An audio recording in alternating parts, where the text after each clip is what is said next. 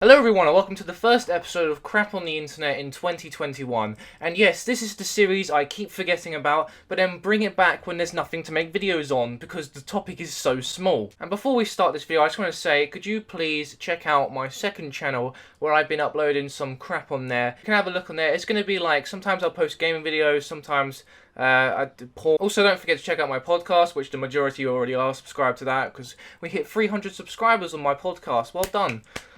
But it's not a million, is it? So why should I care? Yeah. So, starting off today's video, we're going to be talking about Cr1Tikal and the oh yeah guy, who I have actually made a video on last year. I made a game over on him, and most of the things that Cr1Tikal talked about in his video, I talked about last year. So technically, Cr1Tikal copied my video, he saw me and was like, you know what, I'm going to copy Wacky TV, and that is plagiarism. So I'm going to sue Cr1Tikal after this video. Do you know what, Penguinz0, you better delete that video, or Susan will be the least of your concerns. It's only got one bullet. That's a reference to Rango. Has anyone seen the film Rango?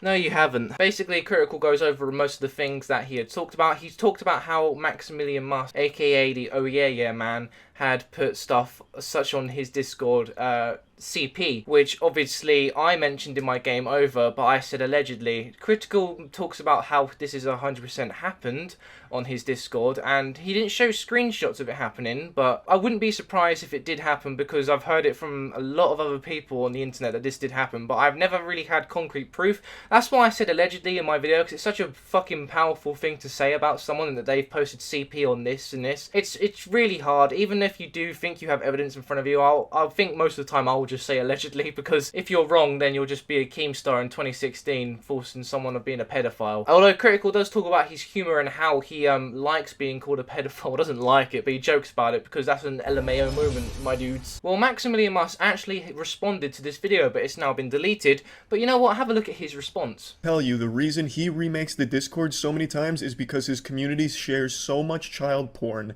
that he has to take it down because he worries that he himself will get arrested for it. He used to defend it, saying that the sharing of child porn was just an inside joke of his community. The only statements I saw him make in the past were that it's just jokes. Oh gosh, Cr1Tikal, those are some bold statements. How come there's literally no evidence, no screenshots, no voice clips, no nothing of me saying any of the sort? It's almost like you don't have any.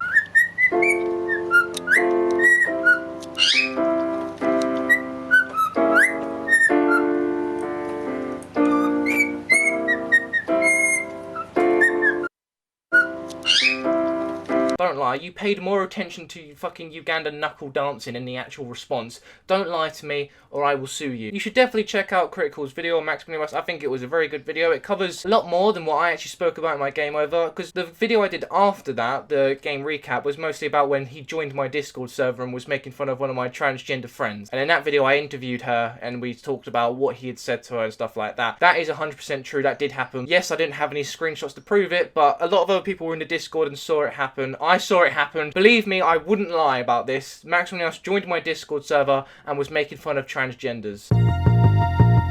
Okay, next up we have Dream versus John Swan. Now this is an interesting one for me, because I went into the situation mostly believing John Swan, because I know John Swan, he makes really good fucking content. You should definitely check out his content. It's well researched, well edited, and you know what, his audio, which most commentators are shit at, guilty, is very fucking good. I know I just paid a lot more attention to the audio than anything else, but suck your mum. Dream basically exposed John Swan on Reddit. He basically made a reply talking about John Swan, how he had been messaging him about some weird stuff, and then nothing too weird. Basically, John Swan said the N-word apparently, and I don't want to go into the demos too much. It's not really that interesting. It's mostly just John Swan messaged Dream. John Swan says it didn't happen. He says that his cousin or a family friend was on it. Jesus Christ, am I having a stroke trying to explain this? Dream says John Swan had messaged him these inappropriate things. John Swan said it didn't happen. He said he had left his computer on and his cousin was on the computer and was actually the one messaging. It wasn't John Swan at all, he is saying, which is himself. But the story kept changing to his cousin, to his sister, to a family friend. And that's why I believe the story is a bit unbelievable at this point. What's even more funny is Dream went on Drama Alert. Obviously, he was supposed to go on a debate with John Swan, but John Swan didn't go on because he said his manager advised him not to go on, which I don't really blame him. I don't even care if that was a lie. I wouldn't want to go on Drama Alert either, because I feel like Keemstar was a bit biased towards Dream, because it was basically him just saying, yeah, you did nothing wrong. Dream good, John bad. But yeah, when he went on to Drama Alert, they spoke about how him saying the N-word is like a career-ending thing, or Dream said that, and he's on Drama Alert. He's talking to Keemstar. If you're going to say the N-word is a career-ending thing, you are 100% wrong, because do I really need to bring this up? Saying the N-word is not a career-ending thing. Evidently enough. Next story. The reason why I clapped there is because PewDiePie had one of his videos taken down. It was a diss track on Cocomelon. And now this was an alright video, I must say. It was pretty good. My opinion's irrelevant at the moment because the video got taken down, it said, due to harassment and bullying. But on YouTube, they went on to speak about how it was a child endangerment, which is very strange. I mean, it's not really endangering children at all. I can't tell if they're talking about the kids in the video or the kids watching the video. Let's talk about both. The kids in the video, obviously their parents got consent to be in the video. It wasn't like PewDiePie kidnapped a bunch of children and forced them to like destroy melons with an axe. Kids watching the video, if you got a 4-year-old on YouTube, then surely they should just be on YouTube Kids. Why aren't they on YouTube? Do YouTube just forget about this app, YouTube Kids? I mean, surely you need to be 13 to own a YouTube account anyway. That's your rules. If anyone below the age is on YouTube, that's them breaking the rules and they're gonna see stuff they shouldn't then. I don't think PewDiePie's video should have been taken down because YouTube themselves say they have exceptions for diss tracks. That's exactly what this was. And I made a tweet saying not to be a snitch, but what about these videos here? I mean, come on. These are against specific people, and they're not targeted as harassment or bullying. You say you make exceptions for diss tracks. Well, apparently you don't, because you took down PewDiePie's. And we just come to a point where snowflakes have evolved into now being companies, so now a company can actually cry and get YouTube to take down videos. Who knows? Maybe something did happen behind the scenes. I wouldn't be surprised. It's happened before. It'll probably happen again. PewDiePie, I salute you. Your video should have been taken down. And yet, you PewDiePie, you get to respond. Here's Keemstar's take on the whole situation. I don't necessarily agree with what he's saying, but you can let me know what you think of his response down below. In regards to the PewDiePie music video getting taken down by YouTube and being flagged for harassment and bullying, this is a tough one. I didn't report on the music video yet because I was like,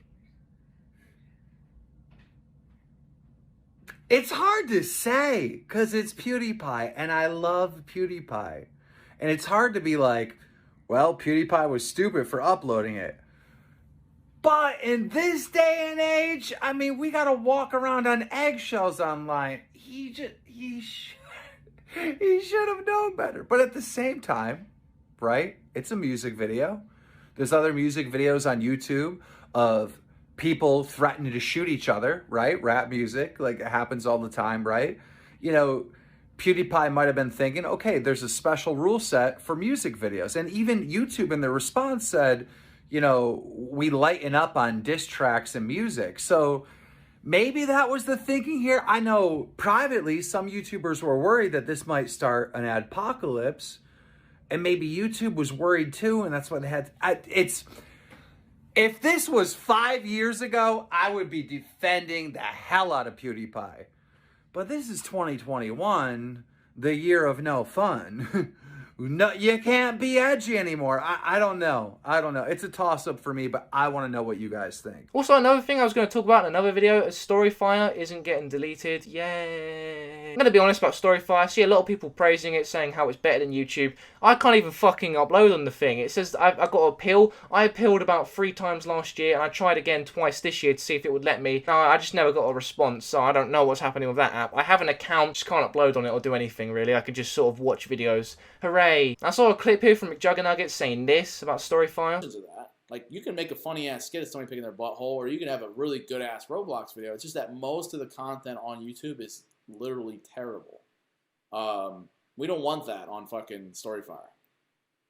I don't want it to be a dumping ground. We want it to be the middle ground between YouTube and Netflix. So we do vet a little bit more, but everybody has the ability to get content on Storyfire. You just gotta work your ass off to make a good video. And it's probably the same amount of work that it would take to grind on YouTube for years. I mean, it took me 8 years to get anything on YouTube. Versus on Storyfire, it might only take you 6 months to get approved for video. And then you're in. Once you're in, you'll have access to more audience because there'll be less content, and you'll have premium advertisers, so you'll make more money as a creator. Trust me, it is a good thing that we don't allow everyone to upload. Trust me on that. That's what made YouTube amazing. Any bastard can upload to it. Like, you can have, like, a 30-year-old man make a video about why Kim Jong-un's a great guy, and that can be uploaded for the world to see. It would just be amazing to watch. Like, so many opinions come onto YouTube that some of them are just so ridiculous or good. It's just amazing to see a bunch of, like, people, like, you can have a 14-year-old make videos and potentially get a job out of it. I mean, look at Tommy Innit. Look how well, he's 16. He's younger than me, and he's got more money than all of us watching combined.